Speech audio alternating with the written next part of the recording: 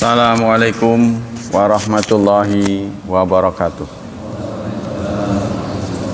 Innal hamdalillah nahmaduhu wa nasta'inuhu wa nastaghfiruh wa na'udzu billahi min syururi anfusina wa min sayyiati a'malina. May yahdihillahu fala mudhillalah wa may yudlil fala hadiyalah. Asyhadu an la ilaha illallah wa asyhadu anna Muhammadan abduhu wa rasuluh la nabiyya ba'dah. Allahumma salli wa sallim ala nabiyyina Muhammad sallallahu alaihi wasallam wa ala alihi wa sahbihi wa man sara ala nahjihi ila yaumiddin. Amma ba'd. Ayolah ikhwah, kajian akidah pagi ini masih melanjutkan materi tentang jin.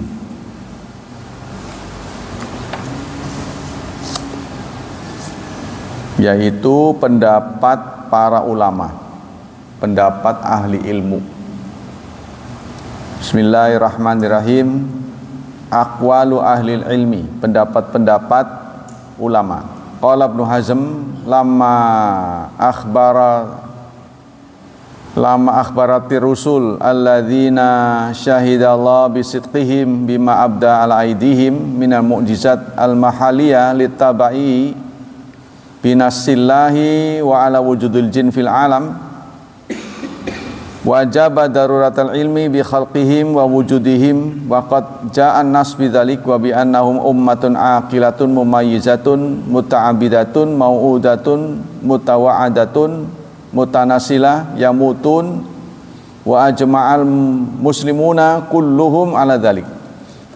Kata Ibnu Hazm, Rasul sudah memberitahu ya, yang sudah dikenal oleh kita dengan sidqihim, kejujuran mereka.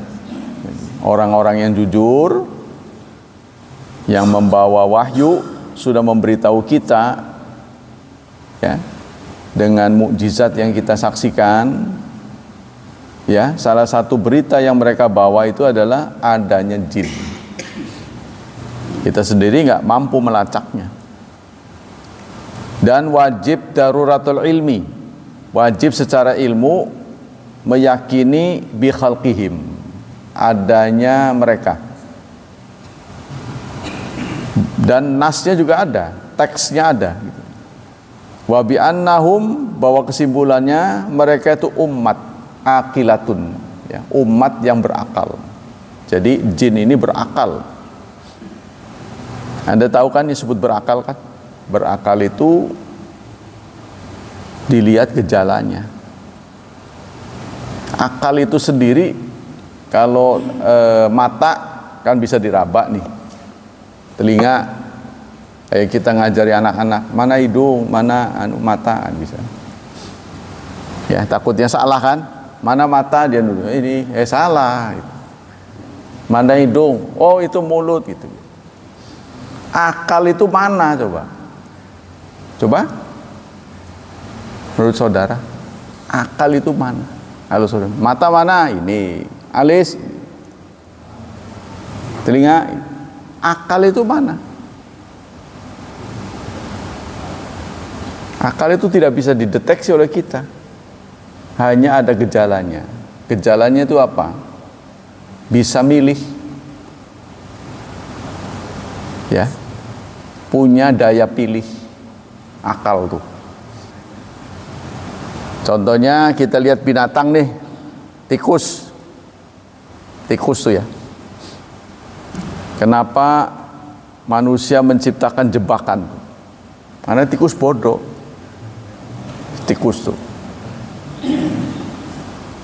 Kita pinter kan ada akalnya. Kalau akalnya nggak main kan jadi dungu, walaupun bentuknya manusia. Kan ada manusia tertentu yang akalnya udah nggak main ya. Kita sebut dengan gangguan jiwa, itu kan? Gangguan jiwa atau akalnya apa itu kurang, menjadi blow on. Ya, itu akal. hanya bisa ditangkap oleh gejalanya itu karena punya daya pilih. Hidup ini saudara, semakin banyak daya pilih, semakin untung. Jadi yang orang sebut dengan merdeka itu kan. Jadi nikmat yang diberikan oleh Allah ini bertingkat-tingkat. Dalam satu ayat Allah menyatakan wa in ta'uddu ni'matallahi la tuhsuha. Jika kamu mencoba menghitung nikmat Allah, maka kamu tidak mampu menghitungnya. Tidak mampu menghitung dalam bahasa Arab digunakan kata la tuhsuha. Tuhsun ini diambil kata hasa. Hasa itu kerikil. Kalau sampean mau ngitung nikmat, hitungan pasir tuh, ya nggak mungkin lah, paling di kilo. Hitungan tuh pasir, gitu singkatnya. Nggak mungkin bisa ngitung, tapi bisa digolong-golongkan. Ada 4. Pertama, nikmat hidup. Ya, saudara lihat benda mati. Walaupun benda mati nanti di akhirat bisa hidup, mereka ya nasibnya begitu aja. Nongkrong aja, diem aja, menyaksikan kita bertingkah pola ya, seperti tembok ini, benda mati, nyaksiin kita sholat, nyaksiin kita ya macam-macam lah. Nah, kita oleh Allah diberi hidup, itu kan nikmat kan, jadi nyaman. Hidup itu penuh dengan dinamika, tapi bukan sembarang hidup. Hidup kita bentuknya sebagai manusia. Makhluk hidup yang terbaik yang ada di muka bumi ini adalah manusia. Laqad khalaqnal insan fi ahsani taqwim. Jadi insan itu lebih baik daripada jin. Ya, jin nggak tahu rupanya jelek apa gimana, nggak tahu. Kayaknya mungkin jelek ya. Kayaknya jelek gitu. Nah, sesudah Allah takdirkan kita sebagai manusia, ya, dibedakan dengan makhluk hidup lain seperti ayam, kerbau dan lain-lain. Makhluk hidup, kita naik menjadi manusia. Apa bedanya manusia dengan makhluk lainnya? Itu tadi, punya kemerdekaan memilih. Sebagai manusia, karena faktor umur, kemerdekaan kita berkurang. Dikurangi terus. Waktu muda kan soal makanan, apa saja bisa dimakan,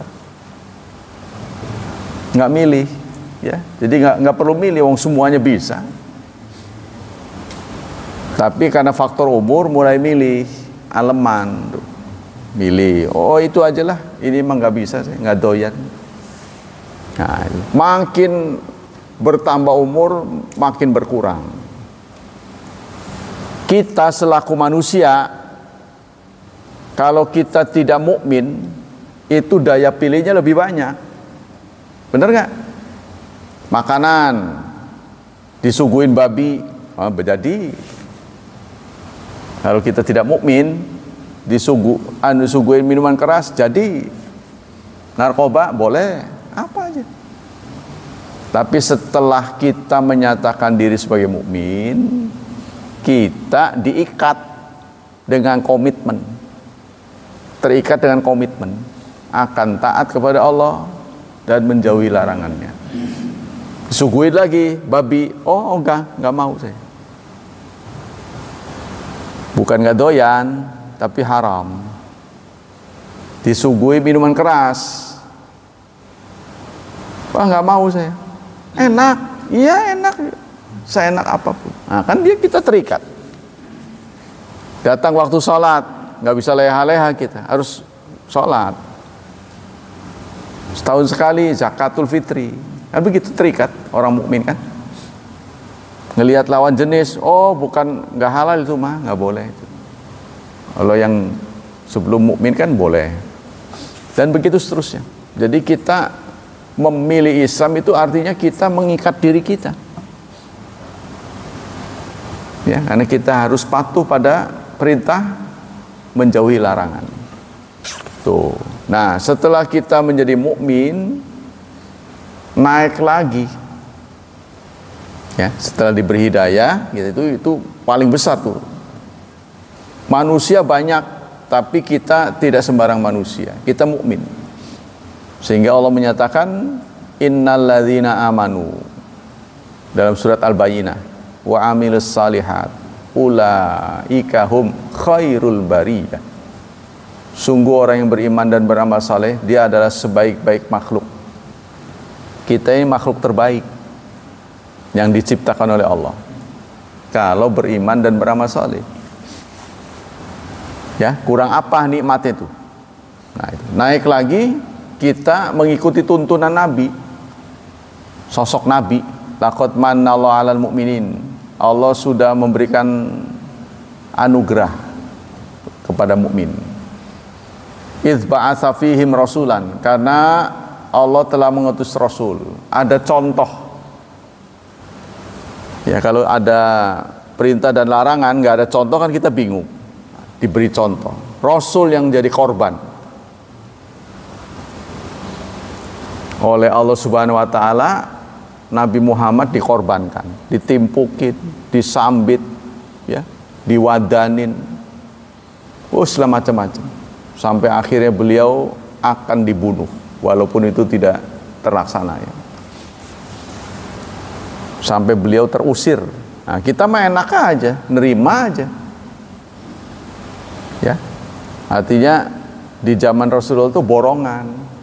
Ya, beliau pimpinan militer, beliau kepala keluarga, beliau ketua DKM, ngumpul jadi satu.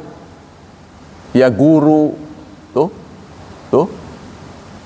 pemberi nasihat, ya bujang, dibujangin kadang,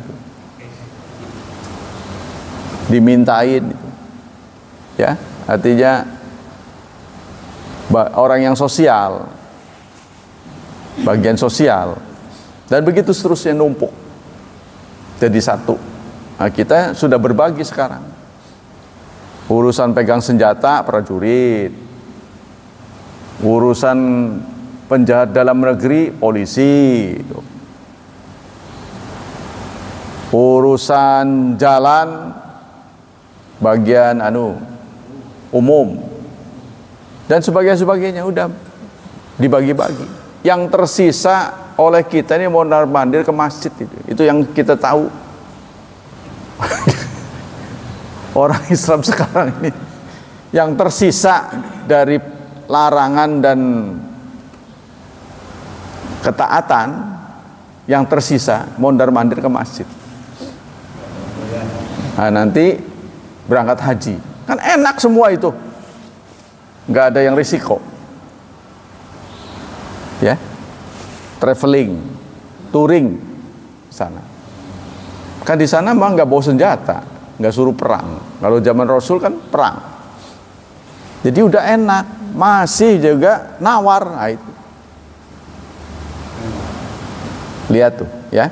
Nah, kita dibuat ganteng melebihi jin. Nah, ini ada makhluk Allah yang namanya jin ini, tidak lebih baik daripada kita, tapi dia tunduk kepada Nabi Muhammad karena Rasulnya sama, ya. Jadi Allah tidak mengutus Rasul buat jin, tidak, ya. Rasulnya Nabi Muhammad maksudnya, bukan dari golongan mereka. Kalau kita kan disebut apa itu dalam Quran tuh, huwallazi ba'atsa fil ummiyina rasulan minhum. Tuh. Kami telah mengutus seorang rasul dari mereka, dari kita sendiri, ya. Jadi kita bukan dipimpin oleh makhluk yang bukan manusia, bukan, artinya malaikat gitu, ya. Seperti yang diminta oleh sebagian orang. Mereka menginginkan rasul kan sama dengan kita. Ya nggak cocok lah gitu, mestinya malaikat. Nah, kita lanjut. Jadi mereka itu adalah umat yang akilah, berakal, bisa memilih, mutamayizat, dan punya daya beda, bisa membedakan baik buruk. Muta'abbidat, beribadah pada Allah. Mereka dituntut beribadah. Dalam surat Az-Zariyat ayat 56, Allah berfirman, wa ma khalaqtul jinna wal insa illa liya'budun. Kami tidak mencipta jin dan manusia melainkan agar mereka beribadat. Mau'udat, mereka dijanjikan kalau benar masuk surga. Mutawa'idat, diancam kalau nggak benar masuk neraka. Mutanasilat, mereka beranak pinak. Beranak pinak. Ya, jadi punya keluarga jin itu. Yamutun, mereka juga mati. Wa jama'al muslimun kullu ala dzalik. Semua orang Islam ijma'. Ulama sudah ijma', itulah jin. Wa qala Nawawi fi syarhi qaulihi. Imam Nawawi memberikan komentar ketika beliau mensyarah sabda Rasulullah, falaqad hamamtu an arbatahu hatta tusbihu tanzuruna ilaihi ajma'un aw kullukum fihi dalilun ala anal jin maujudun. Suatu saat Nabi hilang dari kerumunan. Nabi itu kan selalu dijaga. Sahabat selalu tahu di mana keberadaan Rasul. Tidak seperti kita ya. Rasul di mana mereka tahu. Suatu saat keberadaan Nabi tidak bisa dideteksi. Kelangan. Semua orang nyari. Kemana ini Rasul? Nah, banyak berita-berita yang sampai. Ada yang mengatakan, saya melihat terbang. Beliau terbang. Kan yang lain pasti sira macem-macem bae, mabur ning ndi. Mungkin kalau ada sekarang kayak anak sewiwi ini bae gitu kan, kayak ada mabur sembarangan ngomong gitu kan. Udah lama dicari nongol dia. Nah, otomatis semacam diinterogasi. Ini ndi bae sira niku tegelat. Waduh, mereka merasa haru, mereka merasa salah. Sahabat merasa bersalah. Ngawal satu orang aja sampai nggak kelacak, ya kan? Sampai nggak terlacak. Dari mana nih? Gitu. Waduh, maaf ya, kami ini sampai nggak mampu memberikan pengawalan yang cukup pada Anda, gitu kan? Saya barusan dibawa jin, pantes rekonen. Saya ini barusan berjumpa dengan komunitas jin tuh, ya. Mereka meminta banyak keterangan pada saya. Tuh, di mana kan begitu kan? Sahabat kan, di mana? Ya, ditunjukin tempat yang ditunjuk oleh Rasulullah ada bekas api, bekas kehadiran api, ini gosong kayak orang barbecue ya. Bekas bakar-bakar kan pasti ada. Wah, semalamnya ada yang nginep di sini nih. Bakar-bakaran kayak ini nih. Gosong itu kan. Begitu, dipegang juga masih anget. Yang ditunjukkan oleh Rasul bekas api, kan jinnya dari api. Lalu Rasulullah komen, kepengen mas saya mengikat satu aja tuh si jin itu, tak ikat satu supaya kalian menonton, supaya jadi tontonan. Daweruh tuh jin begitu rupanya. Nabi ngomong begitu, kepengen mah saya ikat satu aja tuh supaya kalian saya ikat sampai subuh, sehingga kalian tanzuruna ilaihi ajmaun, kalian bisa melihatnya. Tapi tinggal kepengen, nggak pernah kejadian. Waduh, sayang, tadinya tak ikat mas satu supaya sampean melihat. Nah, ya. Qala Ibnu Taimiyah lam yakhalif ahadun min tawaimil muslim fi wujudil jin. Semua kelompok golongan umat Islam sepakat jin itu ada. Wala fi anna Allah arsala Muhammad ilaihim. Begitu juga tidak ada yang berselisih ya bahwa nabi mereka adalah Nabi Muhammad.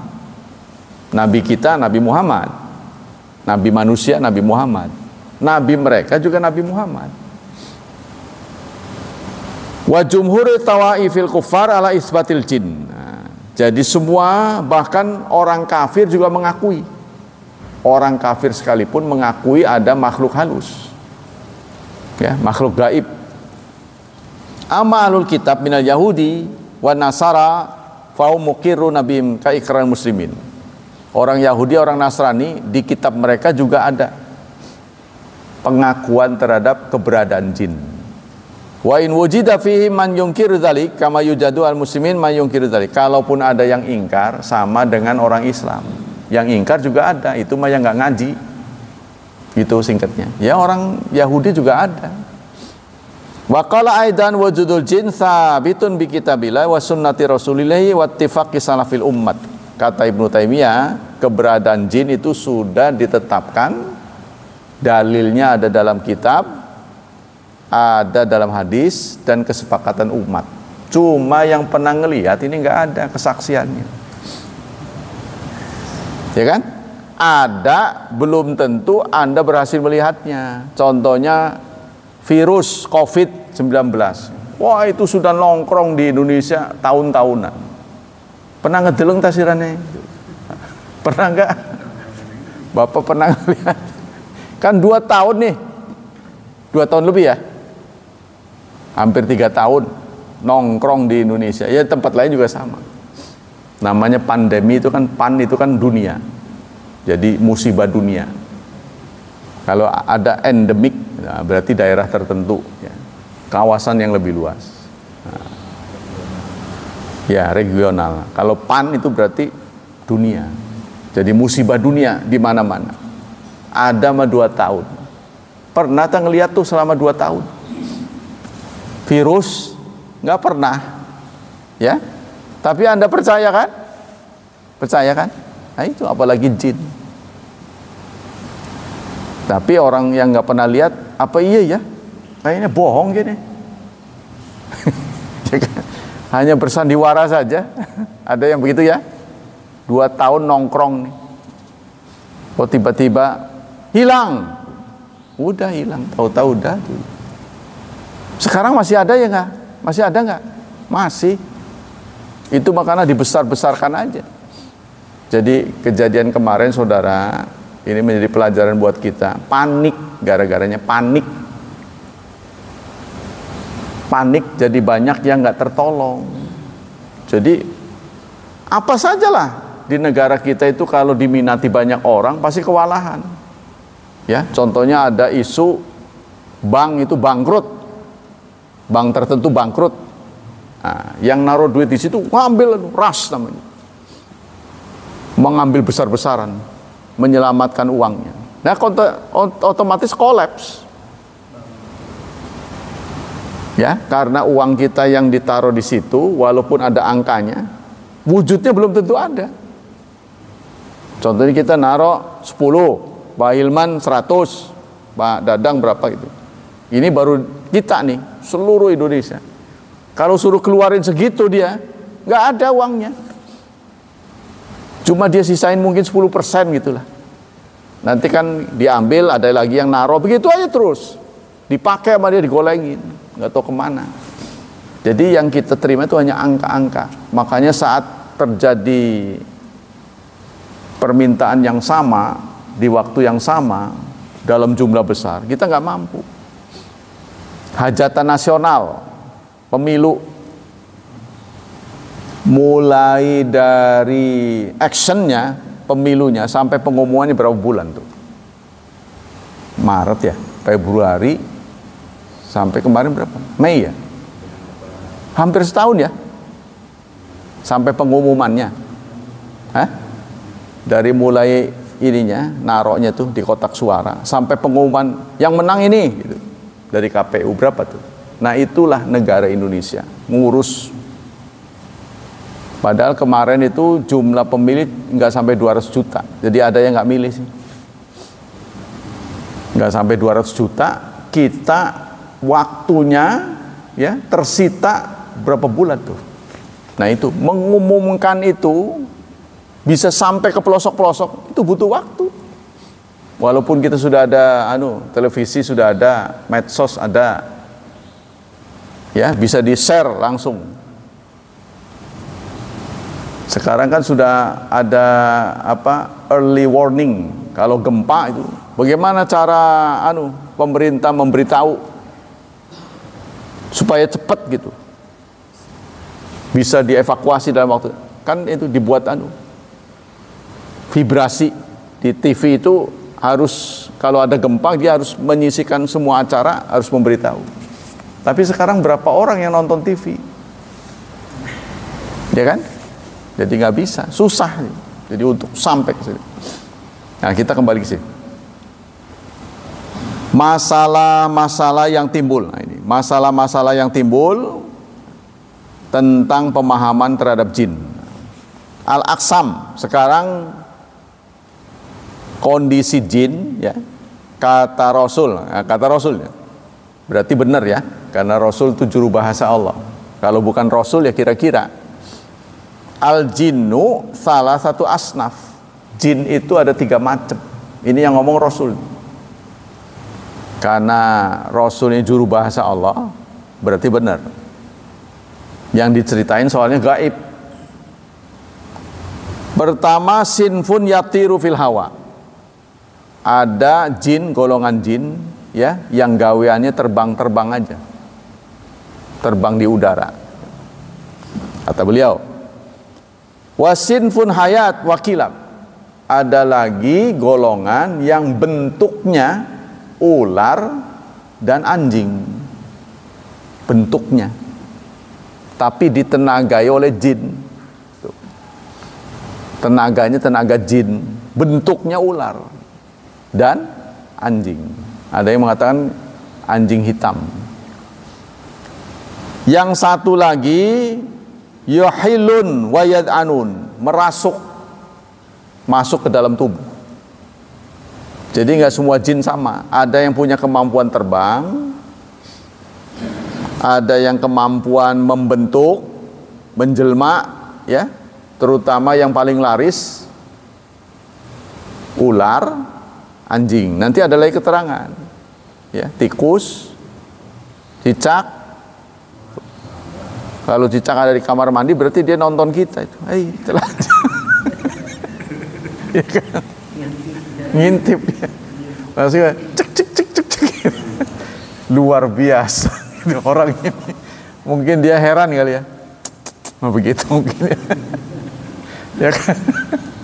Mungkin, tapi ya kita nggak tahu ya. Mungkin. Persoalan-persoalan tentang jin. Annallah khalaqal jin qablal insi min nari samum. Jin adalah makhluk yang senior dibanding dengan kita. Artinya sudah dicipta Allah sebelum kita dicipta. Ya. Katanya kenapa Allah mencipta kita? Karena jin ini gagal. Kalau dalam tafsir yang lain, tafsir Jalalain mengatakan mereka itu ditunjuk oleh Allah menjadi khalifah, ngurus bumi. Mereka gagal, maka Allah lahirkan produk lagi. Tuh, kamu gagal, biarlah kamu menonton kegagalanmu. Nih, yang berhasil nih, dikasih produk. Jadi begitu manusia dicipta masih prototipe ya, masih tanah gitu, disawang aja katanya. Tapi yang nyawang ini iblis waktu itu disawang. Kan ini kan di show namanya. Kan biasa kalau belum dirilis itu kan ada show-nya kan. Oh, ini calonan yang model baru ini. Yang model baru nih. Ketawa jin. Iblis itu ketawa. Wah, begini pengganti saya. Gitu. Dilihatnya ada rongga. Tubuhnya itu ada rongga. Makanya besi kan ada tuh yang tengahnya nggak rapet ya, jadi pegang enteng gitu kan. Nggak taunya dalamnya ada rongga. Nah, seperti emas yang kita pakai itu kebanyakan ada rongganya. Kelihatannya gede. Nggak taunya kosong dah. Nah, dia menyawang manusia. Kalau begini mah lemah ini, bisa tak masukin. Gitu. Itu komen dari iblis. setelah ini. Allah tidak memberikan apa-apa, suruh nyawang ini yang akan menggantikan kamu. Tuh ya. Allah berfirman dalam surat apa ini? Surat Al-Hijr, surat ke-15 ayat 26. Kama khalaqal insan ba'dahu min hama'in masnun. Manusia diciptakan dari tanah. Ya kan? Jin diciptakan dari api yang membara. Ya, Allah sampaikan dalam surat 15 ayat 26 ayat 26 dan 27. Walaqad khalaqnal insan min salsalim min hama'in masnun. Sungguh kami telah mencipta manusia dari saripati tanah yang hitam ya. Wal jannah, dan jin khalaqnahu min qablu, telah kami ciptakan sebelumnya, min naris samum, dari api yang murub ya, bergelora, berkobar-kobar. Itu yang pertama ya, soal asal muasal jin dari api. Nah, kemudian nanti mereka yang bersalah masuk neraka. Api masuk ke api, jangan-jangan nggak panas, lembut, nggak tahu. Lalu kita kan dari tanah kembali ke tanah. Lalu jin dari api masuk ke api lagi. Kalau kita tanah dibakar, panas, jadi keramik. Ya kan? Seperti bata, genteng. Bata dan genteng itu nggak bisa balik lagi jadi tanah. Makanya pemerhati lingkungan nggak suka. Tapi nggak sukanya kadang-kadang keliwatan. Jadi orang biasa nyumbang. Ketika disarankan untuk nyumbang masyarakat yang bikin bata, dia nggak mau. Karena itu merusak lingkungan katanya. Pembuat bata dianggapnya merusak lingkungan. Karena bata itu kalau sudah dibakar nggak bisa balik lagi jadi tanah. Ya, maksudnya bata itu kalau sudah keras gitu udah, kemudian dihancurin buat tanaman nggak bisa. Katanya begitu, sehingga disebut dengan perusak lingkungan. Yang kedua, al-jinnu mukallafun kal insan. Jin itu adalah mukallaf, artinya sebagai pribadi yang terbebani oleh syariat. Dia harus sholat dan sebagainya, harus zakat, harus bersuci.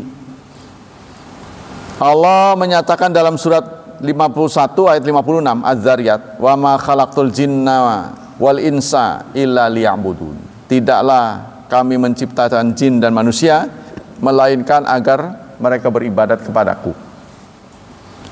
Wa qala anil jin, tentang jin Allah berfirman juga dalam surat Al-Jin surat 71 ayat 13, 14, 15. Wa anna, ini pengakuan jin, dan sesungguhnya kami lamma sami'nal huda, setelah kami mendengar petunjuk, aman nabi, kami mengimaninya. Ini pengakuan jin. Faman yu'min bi rabbihi, maka barang siapa yang beriman kepada Tuhannya, fala yakhafu bakhsan wala rahaqa, maka dia tidak akan takut kerugian atau binasa. Wa anna, dan kami minnal muslimun wa minnal qasitun, ada yang muslim, ada yang tidak muslim. Tuh, ini pengakuan jin. Jadi jin itu ada yang muslim, ada yang tidak muslim. Ini pengakuan mereka ya. Faman aslama, maka yang Islam, faulaika taharraw rasyada, adalah orang yang berusaha mencari kebenaran. Wa amal qasitun, adapun qasit, jadi mereka disebutnya bukan kafir ya, qasit. Fakanu li jahannam hataba, maka mereka akan menjadi kayu bakar jahanam. Nah, ini pengakuan dari jin sendiri. Ya, di antara kami ada yang muslim, ada yang tidak muslim.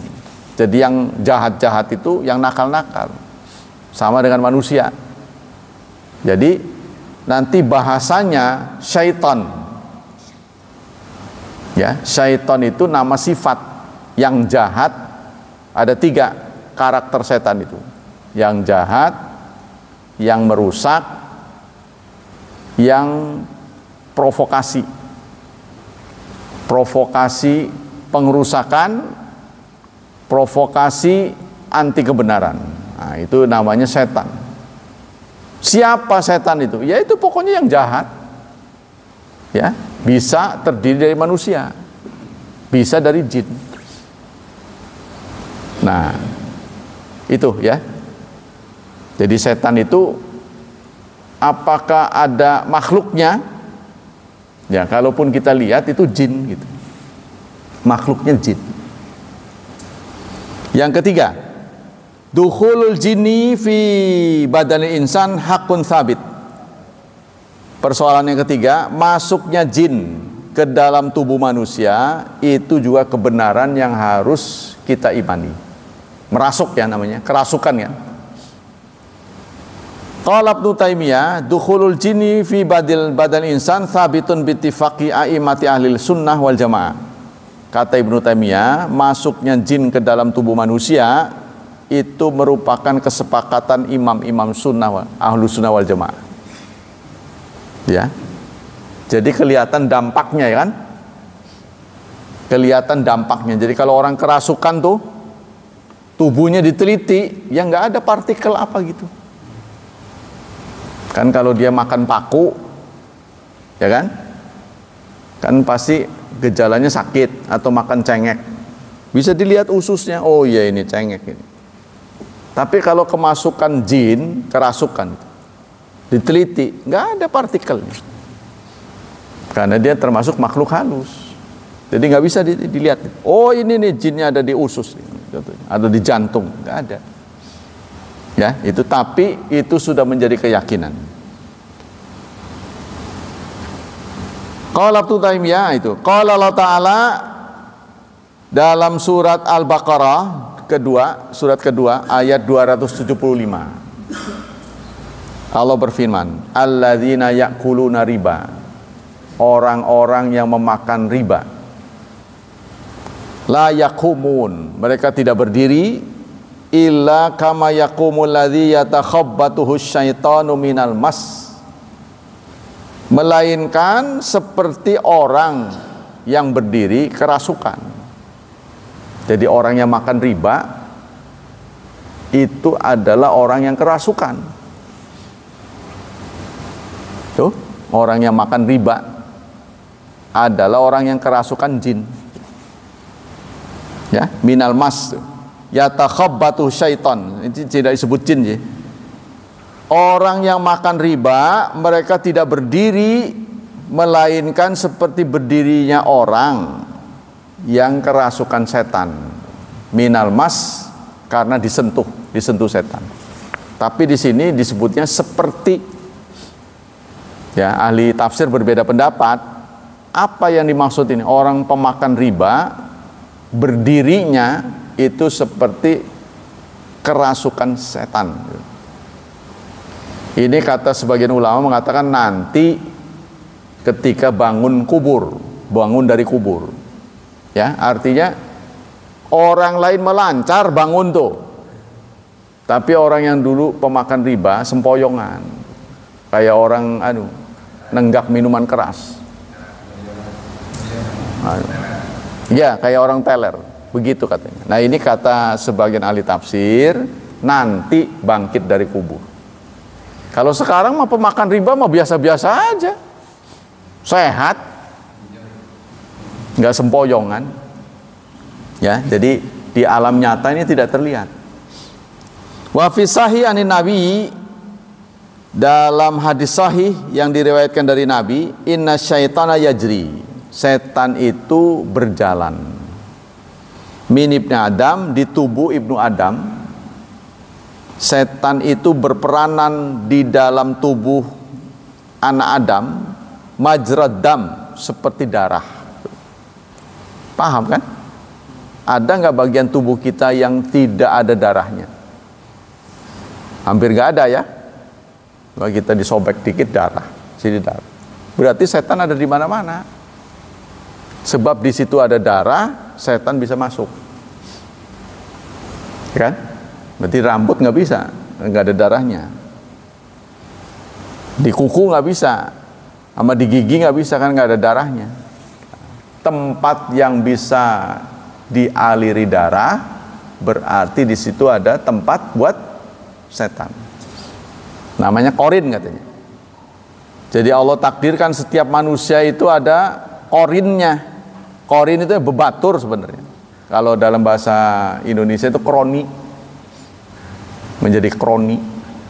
Setiap tubuh manusia itu dititipi setan. Ya. Kecuali Nabi Muhammad.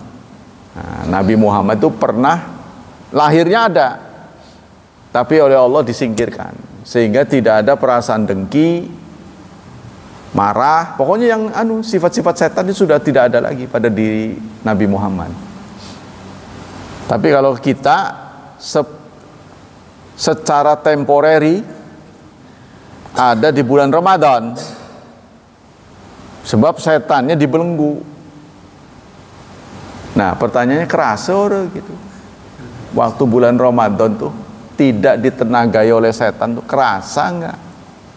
Jadi pada baik lah berarti setanisir. Ya kan? Kerasa nggak di bulan Ramadan nggak ada tenaga setan? Wih, iya lancar ini. Ada nggak itu? Kerasa nggak ini keterangan agama? Kerasa nggak setan dibelenggu tuh sehingga tidak gegerayang di tubuh kita? Rasanya mau pada berarti sih nggak salah lagi, ya kan? Itu dalam hadis sahih Nabi menyatakan setan itu punya kemampuan untuk berjalan, merasuk seperti darah, ya, yang mengalir di tubuhmu. Dari Abdullah bin Ahmad bin Hambal, qultu li abi inna aqwaman yaqulun innal jinna la yadkhulu fi badai masru'. Faqala ya bunayya yukadzibun. Suatu saat anak dari Imam Ahmad bertanya, "Abah," katanya. Dia tanya ini, si anak ini kepada Imam Ahmad. Banyak orang mengatakan, aqwaman yaqulun, mereka mengatakan jin itu tidak masuk ke dalam tubuh manusia. Jin itu nggak bisa masuk. Apa jawaban bapaknya? Yukadzibun, bohong. Tapi sama-sama Imam Ahmad juga nggak bisa membuktikan. Nggak bisa dibuktikan. Inilah masuk ke dalam kategori gaib. Ya, karena gaib itu cirinya 3. Tidak bisa dibuktikan dengan penelitian, tidak bisa dibuktikan dengan pengalaman, tidak bisa dibuktikan dengan uji coba. Wa hadzal ladzi qalahu amrun masyhur. Nah, jadi pendapat Imam Ahmad ini mengomentari anaknya yang melaporkan teman-temannya pada nggak percaya jin bisa merasuk ke dalam tubuh manusia. Beliau komentarnya bohong. Nah, ini jadikan patokan. Yang keempat, al-jinnu yatasyakkalun bi askalin mukhtalifah. Beda dengan manusia, jin ini bisa gonta-ganti rupa. Jin ini bisa gonta-ganti rupa. Li hadits Ubay bin Ka'ab anau kana lahu jaraina tamuru yajiduhu bi naqsi fahar sahu lailatan. Jadi ada cerita dari Ubay bin Ka'ab. Suatu saat beliau ditugasi untuk menjaga kurma. Ya, beliau ditugasi untuk menjaga kurma. Piket lah singkatnya, di gudang kurma. Nah, kurmanya itu berkurang. Kurang tapi nggak ada orang masuk. Artinya nggak ada maling, tapi kok kurang gitu. Faidza huwa bimasal gulam al-muhtalim. Di suatu kesempatan beliau melihat anak-anak masuk. Di usia remaja, ada seorang remaja masuk. Fasallama alaihi, salam. Si anak itu salam ya kepada Ubay bin Ka'ab. Faradda alaihi salam. Lalu dijawab, faqala ajiniyun am insiyun? Kamu jin apa orang? Si Ka'ab. Oh, si anu tuh anak itu jawab, saya jin gitu. Oh, gitu. Jadi terlihat berarti. Faqala arini yadaka. Benar. Coba perlihatkan tanganmu. Kata si Ka'ab ya. Siapa ini? Ubay bin Ka'ab. Yang menunggu gudang korma. Saya jin gitu. Oh, yang benar. Coba lihat. Lalu dia perlihatkan tangannya. Tuh katanya, faida yadu kalbin. Dilihat tangannya tangan anjing. Tuh katanya gitu. Rupanya manusia. Berarti kalau kita ragu, coba lihat tangannya, manusia kau mah gitu. Ya, tangannya anjing gitu. Faida yadu kalbin wa sya'ru kalbin, begitu juga rambutnya. Jadi berbulu. Si tangan itu berbulu anjing ya. Tangannya tangan anjing, ada bulunya. Hakadha khalqul jin. Faqala, begitulah saya pernah melihat bentuk jin. Nah, kata Ubay bin Ka'ab ini. Ya. Kemudian faqala laqad alimtul jin innahu laisa fihim rajulun asyaddu minni. Faqala, lalu dia berkata, jin ya, laqad alimtul jinna annahu laisa fihim rajulun asyaddu min. Qala ma ja'aka. Lalu ditanya, apa kepentinganmu ke sini? Ambi'na annaka tuhibbu sadaqah. Saya mendapat kabar Anda orang yang suka sedekah. Kata remaja itu bertanya, memberi pernyataan pada Ubay bin Ka'ab. Katanya Anda ini orang yang suka sedekah. Fajina nasiba min ta'amika. Maka kedatangan saya ke sini ingin minta sedekah. Ma yujiruna minkum qala taqra ayat al-kursi. Lalu Ubay bin Ka'ab bertanya, apa atau bagaimana cara kami berlindung dari kalian? Kalau kalian ini, kalian takut sama apa? Gitulah singkatnya. Si Ubay bin Ka'ab nanya, kalian takutnya sama apa? Wanten ya. Kalau kita mau udah, waduh, terkencing-kencing kali. Kata beliau, tuhibbu sadaqah fajina. Sudah ya. Kata beliau, taqra ayat al-kursi min surat al-Baqarah. Kalau dibacakan surat ayat kursi, dibaca ayat kursi dari surat Al-Baqarah, maka kami akan takut. Nah, jadi artinya kerasa ya. Qala fa idza qara'tu qatwatan ujirtu minna hatta tumsiya. Kalau Anda membaca ayat kursi, maka kami tidak bisa mendatangi Anda sampai sore. Gitu katanya tuh. Kalau dibaca pagi sampai sore kami tidak bisa masuk ke dalam tubuhmu. Nah, kata jin itu. Wa idza qara'ta hina tumsi, jika Anda membacanya sore ya, ujir tamina, maka kalian akan dilindungi hatta tusbih, sampai pagi. Tuh gitu katanya. Kita akan bebas dari kerasukan kalau baca surat ayat al-kursi ya, ayat kursi. Qala Ubay faghadautu ila Rasulillah. Karena penasaran, aku pun menjumpai Rasulullah, menceritakan kejadian itu. Fa akhbatu bidzalika, lalu aku ceritakan. Rasulullah berkomentar, shadaqal khabith, tumben bener katanya. Ya, Rasulullah komentar, tumben bener. Jin itu kan biasa tukang bohong. Tumben bener gitu. Nah, berarti benar gitu. Ya, walaupun yang datang itu nggak benar, tapi nggak selalu kan orang nggak benar ngomongnya nggak benar gitu kan. Tumben benar katanya. Itu masalah yang keempat. Yang kelima, annal jinna la ya'lamunal ghaib. jin tidak mengerti masalah gaib. Bukan aneh ini, ya.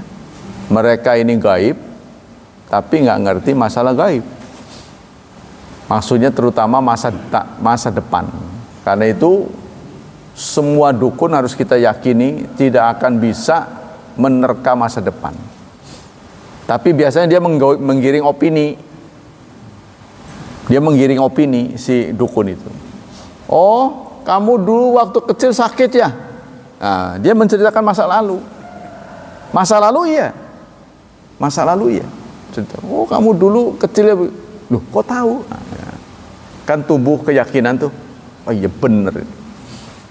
Justru itu yang dulu tahu, tapi yang ke depan nggak tahu. Ya, kalau di zaman Nabi Muhammad belum lahir, masih bisa jin-jin ini merogoh berita langit. Tapi setelah Nabi Muhammad lahir, pintu langit tertutup. Jin ini tidak bisa lagi mencuri rahasia berita masa depan, itu nggak tahu. Jadi selalu fa'at bahu bisyihabin thaqib dalam Quran. Mereka akan ditimpuk, ya, dengan api yang panas, yang menurut kita komet. Menurut kita komet tuh, ya, suka lihat di langit nggak? Kalau belum pernah lihat, pantengin aja tuh. Sesekali ada komet hilang. Nah itu menurut berita dalam Quran, itu adalah timpukan malaikat terhadap jin yang berusaha masuk ke langit untuk mencuri berita. Jadi sejak Nabi Muhammad ada, sudah tidak mungkin lagi. Sehingga kalau nanya masa depan, nggak akan bisa. Jadi jin itu tidak tahu soal gaib. Nah, ini terdapat dalam surat An-Naml ayat 65, surat ke-27 ayat 65. Jadi ceritanya begini, kenapa jin itu nggak tahu? Suatu saat jin ini dipekerjakan oleh Nabi Sulaiman membangun istana. Kata kiai dari Sumatera, yang dibangun itu Borobudur katanya. Kata kiai Sumatera. Karena relief di Candi Borobudur itu menunjukkan kisah-kisah Sulaiman yang ada dalam Quran. Anda pernah nggak lihat tuh di temboknya itu? Ada burung, hut-hut gitu. Tapi ada relief gambar burung. Terus beliau bawa tongkat. Itu siapa? Sulaiman. Kata dia lagi, jelas ini Sulaiman ini orang Jawa katanya. Ya saya mah seneng-seneng aja. Karena dia bilang itu bisa dilacak, kata dia, rekam jejaknya. Tidak ada nama yang depannya ada su. Orang Arab tuh nggak ada. Orang Arab ada. Tapi orang Jawa ada. Sugiharto, Soeharto. Berarti Sulaiman ini orang Jawa, kata dia. Ya saya pikir ngaku sih boleh aja ya. Memang Indonesia nggak ada nabi kan, nggak ada nabi yang berasal dari Indonesia. Kalau memang betul ya seneng-seneng aja gitu sebagai bangsa Indonesia. Tapi dia aku nggak sama orang Arab sana gitu. Karena jejaknya ada, dia bilang, antara lain kemampuan jin ini membawa kursi. Nah, itu kan kursi itu kepunyaan Ratu Bilqis. Nah di sana menjadi boko, ada boko, jadi boko. Terus ada satu daerah yang subur, itulah Wonosobo. Wonosobo itu katanya subur, Wonosobo tuh. Ya hutan, artinya hutan. Kan itu diceritakan itu kan panen, gemah ripah itu. Karena mereka taat pada Allah. Terus di Kerajaan Ratu Boko itu ada gerbang. Ya, memang sekarang menjadi tempat wisata. Gerbang yang jika kita lihat ke gerbang itu, maka matahari akan tenggelam dan terbit di situ. Terbit mungkin ya. Apa namanya? Bukan sunset. sunrise. Nah, jadi kalau kita ingin melihat sunrise, itu pas di tengah gerbang. Dan gerbang itu sekarang berdiri. Bukan buatan orang baru, bukan buatan dari dulu. Disitulah Ratu Boko dan rakyat itu menyembah matahari. Tuh, ada sejarahnya di sana. Itu kata kiai dari sana. Terus ada lagi pembenaran. Kalau kita lihat istana Ratu Boko dengan Borobudur, kemudian kita tarik pakai penggaris, maka ini akan ke kiblat, kata dia. Saya penasaran, tak coba, iya benar. Apa dia udah nyoba dulu ya, terus berkesimpulan, atau memang benar, wallahu a'lam. Jadi kalau tempat Ratu Boko, istana Ratu Boko itu kita titik, terus dengan Borobudur kita tarik begini nih, terus ke sana kiblat, katanya begitu. Wallahu a'lam bishawab. Ada pertanyaan sebelum tutup? Singkatnya, materi hari ini tentang akidah bahwa jin, ya, meyakini adanya jin dan tingkah pola mereka, kemungkinan-kemungkinan yang bisa dilakukan oleh mereka, itu adalah keyakinan yang benar menurut nas, ya. Itu bagian tidak terpisahkan dari ajaran Islam.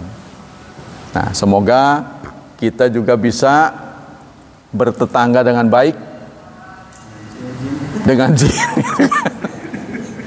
Sebab Nabi pernah ngomong, di Madinah ini sudah ada kelompok jin yang masuk Islam.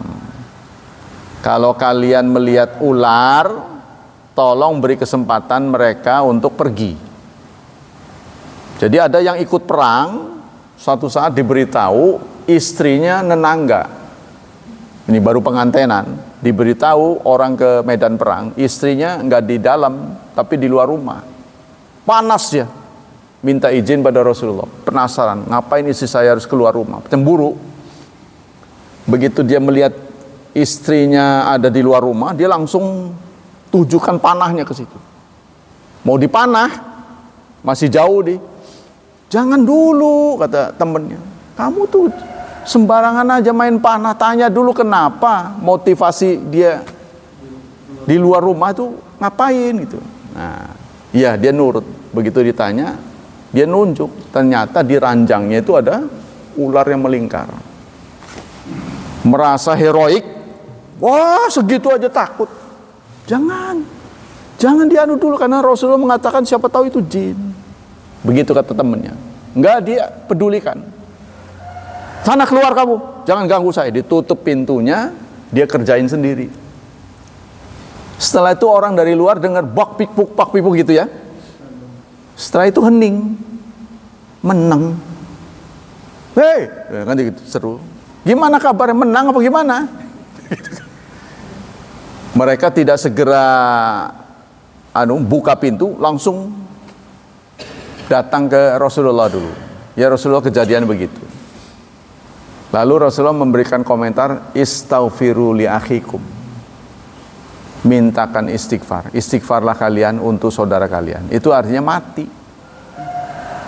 Kan istighfar. Mintakan ampunan untuk saudaramu. Mereka pun bergegas ke situ. Dibuka, sudah digulung. Si temannya itu sudah digulung. Nah itu Rasulullah mengatakan, saya sudah ingatkan bahwa ini jin.